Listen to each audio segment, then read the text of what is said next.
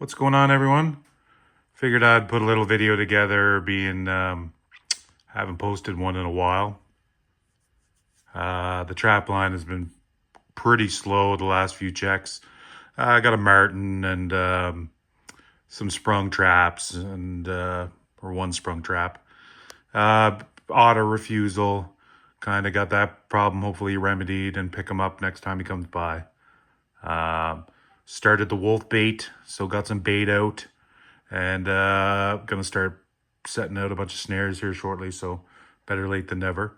But yeah, this video I'm gonna talk about my trapping sled. So what I have, and it's not the best, or it's just what I use, or and maybe why I use it, and some things I like and things I don't like, and accessories and whatever. So it's just kind of, if people are curious, what I run up there.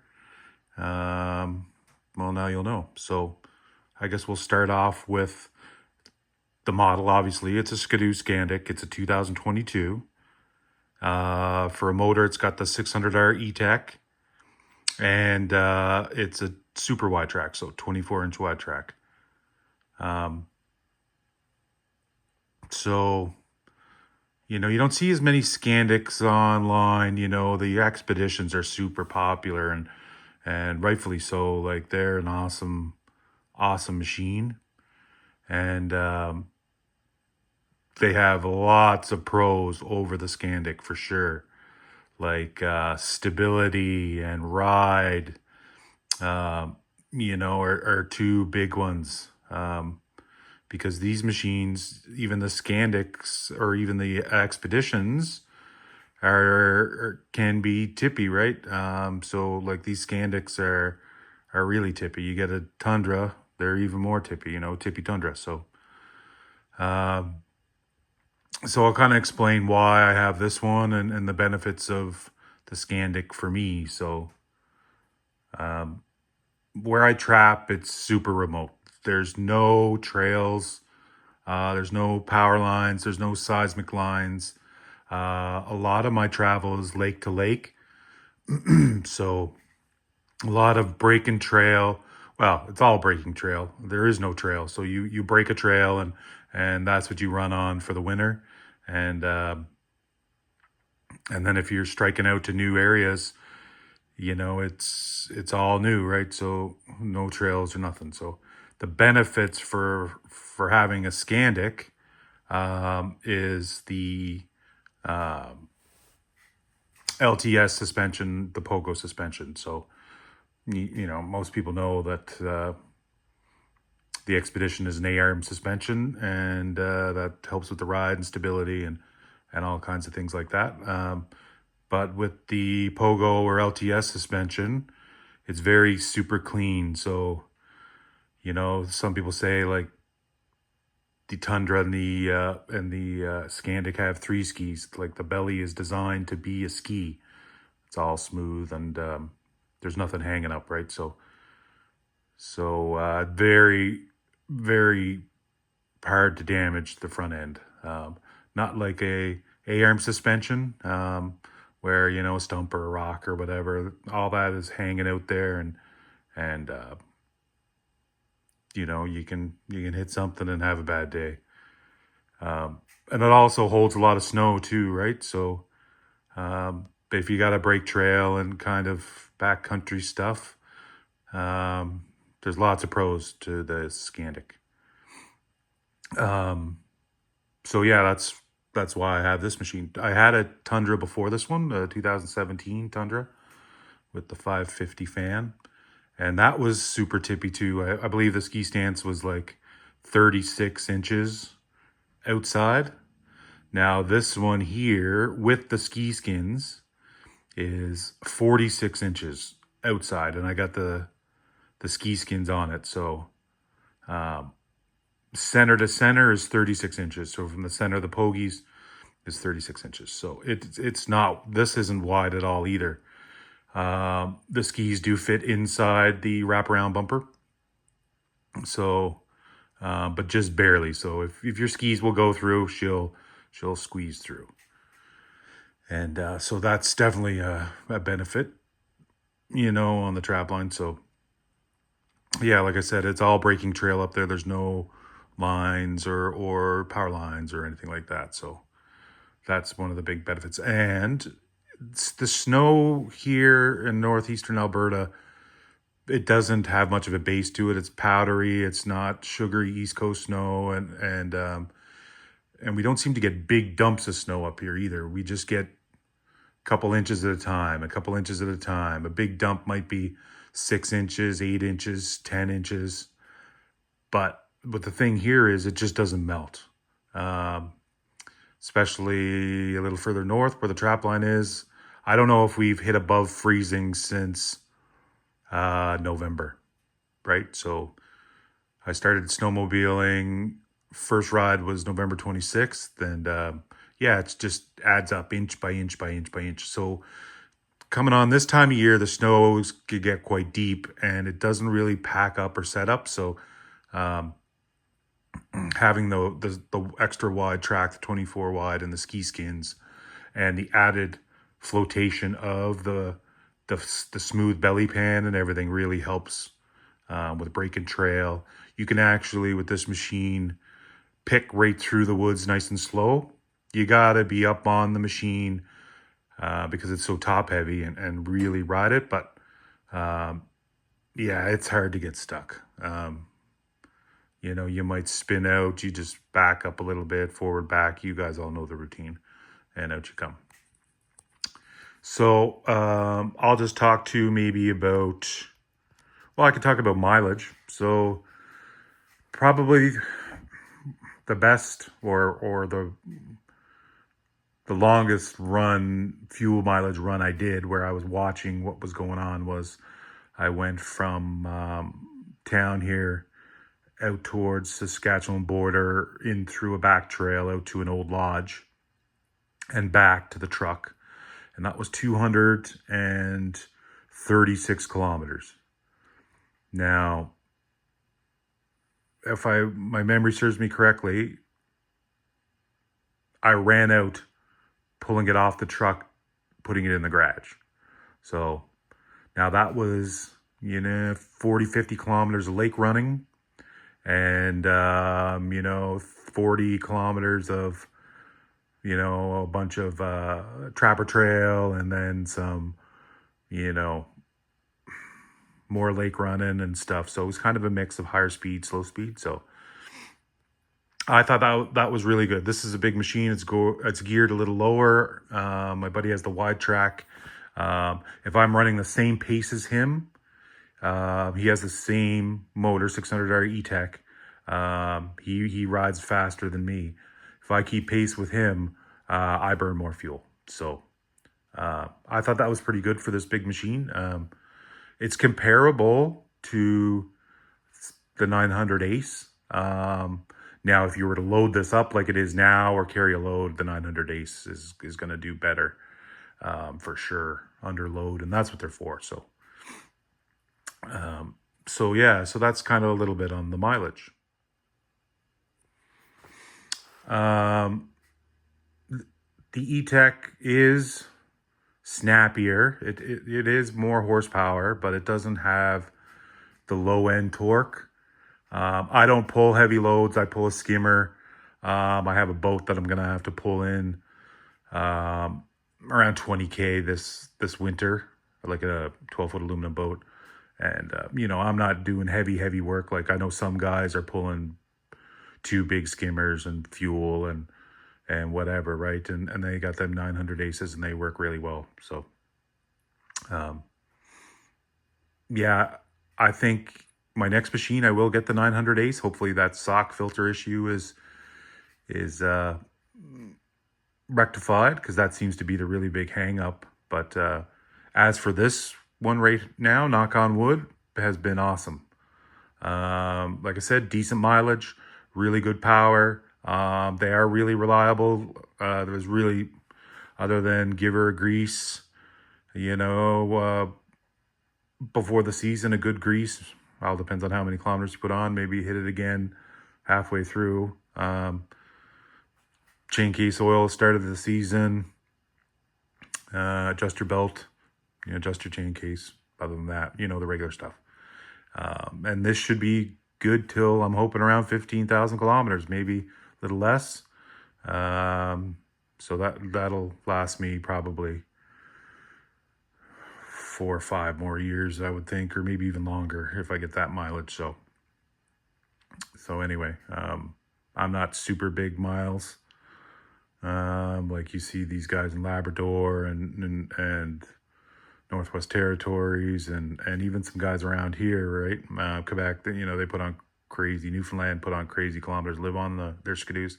I don't, so, this one here we're getting close to 5,000 kilometers on it. So last winter too, it hardly got used. We had horrible snow conditions, so anyway, yeah, not a lot of kilometers compared to some people.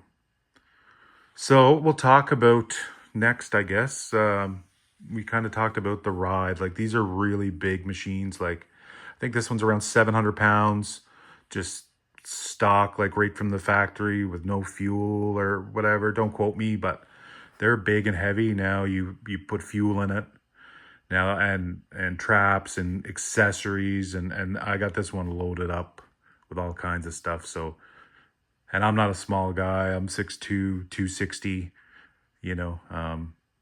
These machines are a workout if especially if you're going off trail and you're really in deep snow and you got to really ride them. You can't drive this, you got to ride it. I see a lot of people complain about tippiness and whatever, and yeah, they are. If you're just sitting on it and you're not ready and you dip off the trail, hard pack trail, or hit a stump, man, once the weight starts going, forget it. You're not getting it back. One thing I learned with this machine pretty quick is once the Skidoo decides to go a certain way, if and you're not ready for it and it starts to go, well, you're going that way too. Go with it and decide what you're going to do going that way. Whether it's, I got sucked off the trail, all right, I'm just going to power out and make a U-turn and get back on the trail. Trying to get it back on the trail right away it's not going to happen. It's not. You either stop and back up, or if you're going too fast, just keep the power on, get off the trail, get back on the trail. That's my experience.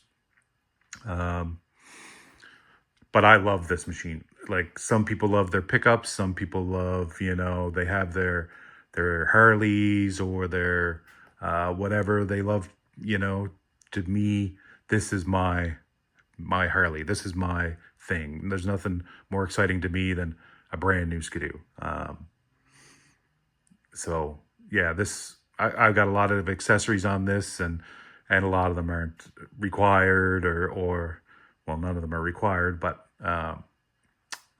anyway, it's just kind of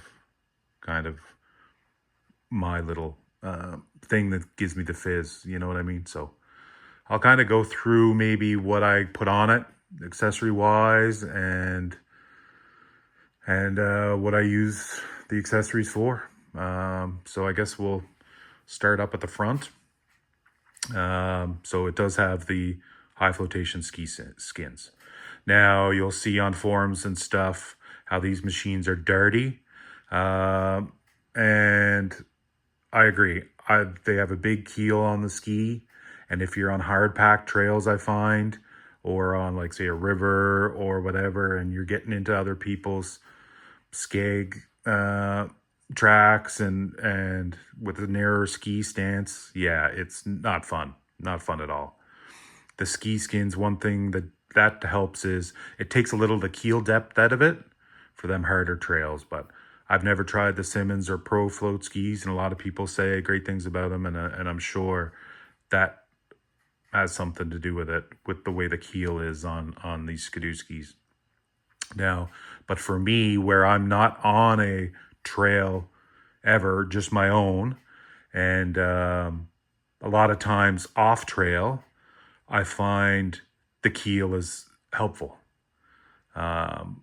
Also, if I have a little weight on the back, loaded with traps, skimmer full of bait, and there's a lot of weight on the back, I find the extra keel helps with steering. So I don't know I'm not saying these are comparable to the Simmons or the ProFloat or whatever, but I think for the intended use of this machine, off trail and working, I think the skis are good skis. The ski skins really do help with the heaviness of the front end. Now this is a little lighter because it doesn't have the 4-stroke, but the 4-stroke's only what, 30 pounds more. It's not a real big deal. But I hear a lot of people with the expeditions and even this one with just the regular skis. If you go off the side of the trail, packed trail, it really dives in the front end. So anyway, the ski skins helped a lot for that. And then once you kind of get used to what it does when it does it, you can use the instability to your advantage, and that's what I really like. You can counter steer the opposite way you want to go to get that weight transfer, and then let her lean over the way you want to go and kind of carve a turn. And I know that's a little more aggressive, but when you're off trail, virgin, breaking trail or exploring or whatever, a lot of times that's how you have to steer. You just don't sit on it and drive it like a car. It just doesn't work, but you guys know that. Okay, so then I put on the wraparound bumper, obviously for backwoods, backcountry, breaking trail, building trail, going places for the first time. You need protection, so wraparound bumpers you can see, and I also have the heavy duty skid plate on the bottom. So got the skid plate too, and the receiver hitch bumper. So it has the 1.25" receiver hitch, which is good if you want to put a hook on there for recovery, or I'm sure there's a bunch of different uses to have a receiver hitch, but one of the main reasons is for a hook for me, and I do have the winch. Now, we'll talk about this for a second. The winch is great. I have had this sled on its side, beyond its side, like over 90 degrees. And that's the worst. Like, you're not going to get stuck. It's hard to get it stuck. I've never had it stuck, but I've had it on its side. And when it's on its side, loaded with fuel, loaded with traps, I had Martin boxes on the top, and it went over 90. It went over 90 degrees. Well, you better have some gear to recover yourself. So I used ratchet straps. I had a few ratchet straps hooked on, and I would stand on one and bounce and ratchet the other and alternate, and that tipped it back over.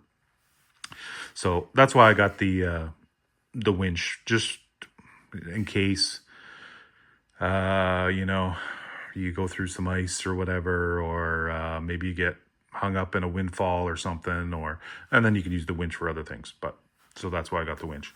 But one thing I don't like about the winch is where that mount is. So they supply a mount so you can mount it on your tunnel, and yeah, it looks cool and everything like that, but you can see that handle there. There's a plastic that goes over the handle to make it look nice and whatever. I didn't even put that on. I knew what was going to happen to it. And my first day out with it, coming down a bank, going down into a river valley, never been there before, but exploring, doing what you do in the backcountry and looking for sign and new places to trap. Of course, hit a tree with that, bent that back, right? So when I just got it on there now to show, but if I were to do it again, I never would have put that bracket on. So when I'm going kind of on a mission, exploring mission, that just goes in the back receiver hitch. So I have a receiver hitch on the back as well with the regular skimmer flapper hitch. I take the flapper hitch out and put the winch in the back and just leave it there. So then if you're pulling heavy loads or whatever in a skimmer, you can put it on the front, which helps a little bit with extra weight because it's not really that light. But anyway, so the winch, I got that. That comes in handy for a bunch of different things. So yeah, the skis, the two bumpers. one of the best accessories I find for these Gen 4 machines, and I'm sure it doesn't matter which one it is the glove box extension. So I'll show you right here. Glove box extension. It just doubles your storage, and anyone that spends time in the bush or whatever, you got all kinds of junk, right? Like, so in here, I got a balaclava, an extra hat, I got some 22 bullets, multi-tool and knife, my paperwork, headlamp, all the stuff that everybody has in there. But I really like it. I don't have the one with the cell phone holder, but that's the one there that you could mount a big GPS on. So that's an accessory, to me, is probably one of the most important accessories to have on this machine. It's awesome. Not too expensive. Everything BRP is expensive, but anyway, I like it. Okay, well, we're still at the front. Medium riser bag. So a friend of mine had one, and I asked him about it, and he said, yeah, get the medium one. The long one will interfere with your desk key down there, so medium one. This one has the heating element in it, which is awesome. Right here, so there's the heating element, keeps your phone warm, water bottle. I can always travel with an inReach, matches, and then it's got a little pocket on the front. In here I have zip ties. There I have fire starter, all kinds of garbage. Okay, and then another thing, GPS. So I usually don't have the GPS for navigation. I have it for where my traps are mostly, but when I'm lake hopping or busting trail to a new lake, it's handy to look at the GPS and see where the shortest point is and stuff like that. So I run that GPS. I do have it wired in. It's battery powered, obviously, for handheld. Take it off and go with it. Or I got it plugged in, so it's got power all the time. Also, I have the where is it? Right on the side here. I even forget what the hell this is called again. Oh, E-Link. Yeah, that's just I have an oxygen helmet, so when I'm going ice fishing or doing a lot of lake running, and it's really cold, I like to put the helmet on. It's heated, and who doesn't like being warm? So, but I usually don't wear the helmet because strapping, you know how it is. It's you're on and off, and you're only going slow and whatever. Another good option I do like are those handlebar muffs. If you're on and off the sled quite a bit and it's really cold, you can wear thin gloves and jump on and off the machine with thin gloves and do whatever you need to do.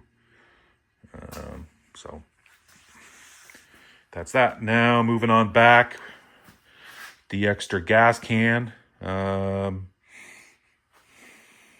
don't know, maybe once I've had to put fuel in it from the gas can in a day. Usually I'm back to wherever I'm going to be. I'm not running wide open all day. If it's stop and go trapping or whatever, you won't go through I don't go through a full tank. So, and then under that is the rack. So the rack, that's another must for me for an accessory. This one right here. So that's really good. Usually I don't have that gas can on. I just put it on there just to show you. Usually I'll strap. I'll strap that Milwaukee bag, and in that's where all my wolf gear is. So snares, tie-offs, pliers, my kill spring pliers, 9-wire. That stuff. Different gloves. So everything stays in that bag. That's the wolf bag. So that usually is strapped on the back. Now, one of the other excellent accessories, I think, it's expensive, especially here in Canada. It's like $800 or whatever. Is the big cargo box. So I have the divider in it. and traps and on one side and hardware like that. And then I have, you know, safety stuff on the other side and whatever, which is awesome. When I'm not trapping, pull that out. You can put a cooler bag in there to keep your lunch from freezing. Couple refreshments if that's your thing. Yeah, it's just, you know, you can build one, and some people build some really nice ones. I'm fine with this. This works good for me. I also have on the inside cover. Um, I'll uh, I'll I'll go around here and show you. Okay, so now I came around here, so you can see I got traps and actually I got traps and setters and everything, all kinds of stuff in here. But on the inside, I have a Chiappa 22 little dispatch gun, and it just fits in the bag here. I know you guys know what I'm talking about. There it is, right? See, it's just always there. You don't have to worry about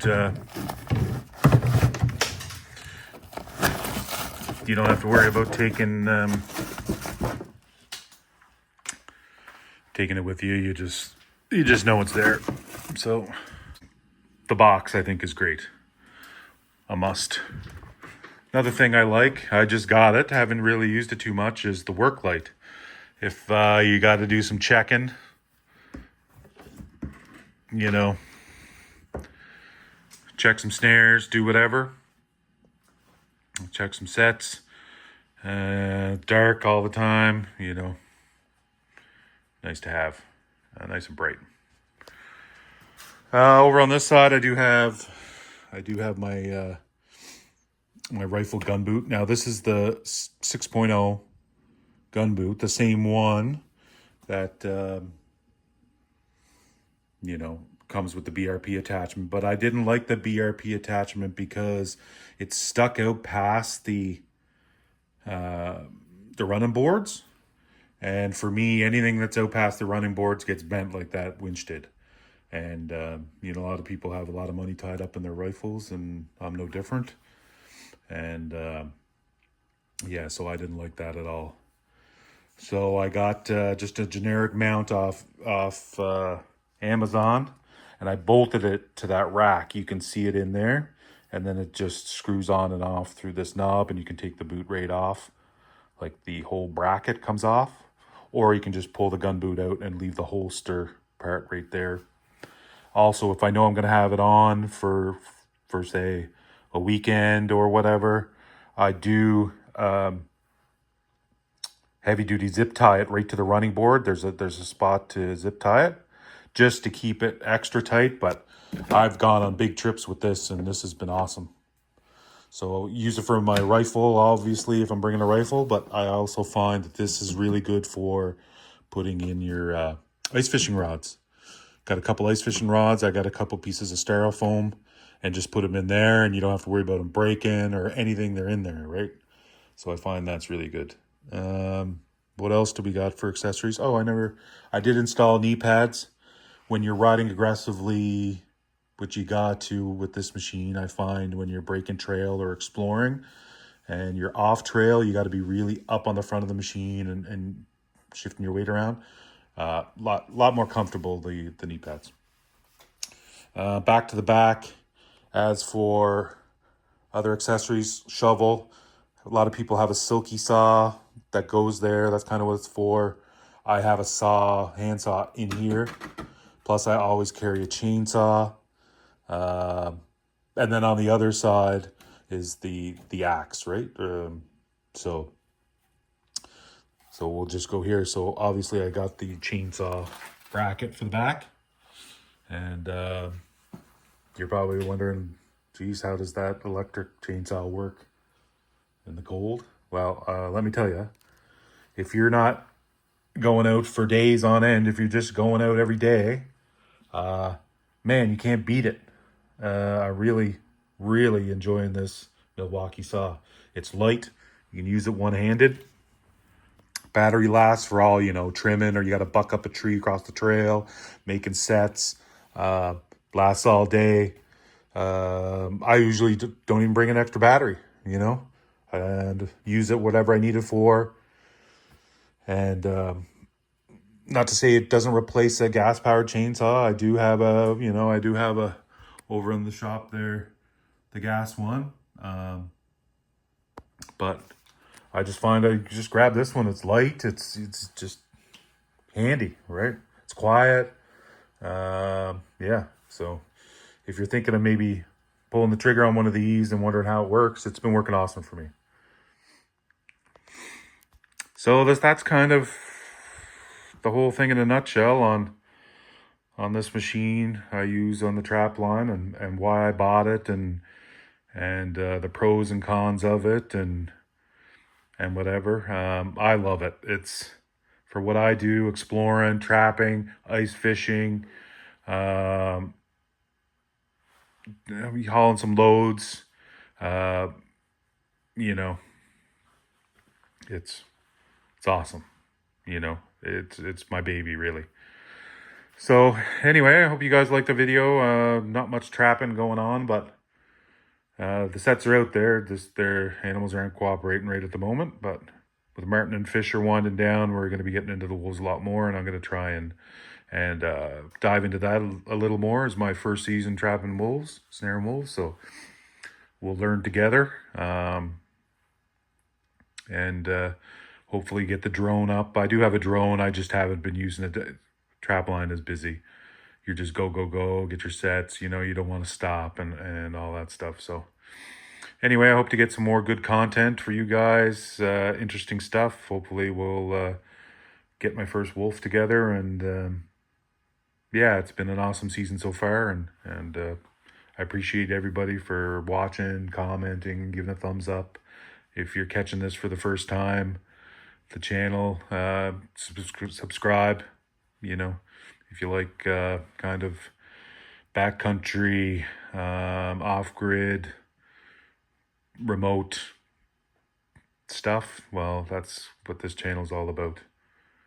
Anyway, hope everybody's doing well, and have a good night, and hopefully we'll be back with some more trapping content here shortly. All right, thanks everybody.